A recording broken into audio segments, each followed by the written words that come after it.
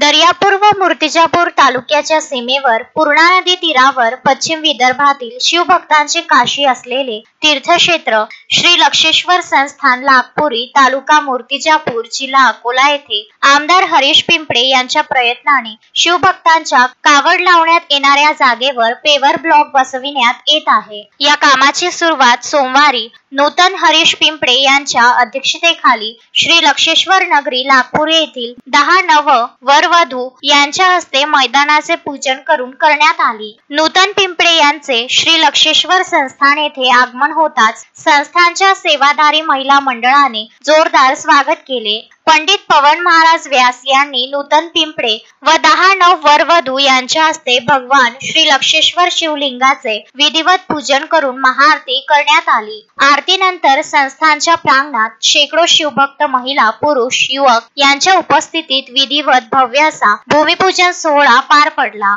भूमिपूजनासाठी उपस्थित नव वरवधू यांचा संस्थानतर्फे नूतन पिंपळे यांच्या हस्ते भगवान श्री लक्षेश्वराची प्रतिमा देऊन सत्कार करण्यात आला व वैवाहिक जीवनासाठी शुभेच्छा देण्यात आल्या। शुभम व पल्लवी वानखेडे, नकुल व ऋतिका अवघड, कन्हैया व सीमा कैथवास, शुभम व वैष्णव चव्हाण, शिवसागर व कल्याणी अवघड, विशाल व समता हरणे, अंकित व रोशनी कैथवास, गजानन व काजल चव्हाण, पवन व टीना पांगरकर, मुकेश व प्रेरणा बेलूरकर हे नव वरवधू मानकरी ठरले। येणारा श्रावण महिना, वर्षभर होणारे विविध कार्यक्रम, कावड यात्रा निमित्त शिवभक्तांच्या कावड लावण्यासाठी पेवर ब्लॉक मुळे चांगली सुविधा होईल। यासाठी सर्व शिवभक्तांनी आमदार हरीश पिंपळे यांचे अभिनंदन करून आभार मानले। प्रसाद व फराळानंतर कार्यक्रमाची सांगता झाली। भूमिपूजन सोहळा यशस्वी करण्यासाठी श्री लक्षेश्वर संस्थानचे पदाधिकारी, महिला सेवाधारी, युवा सेवाधारी यांनी प्रयत्न केले अशी माहिती संस्थानतर्फे देण्यात आली।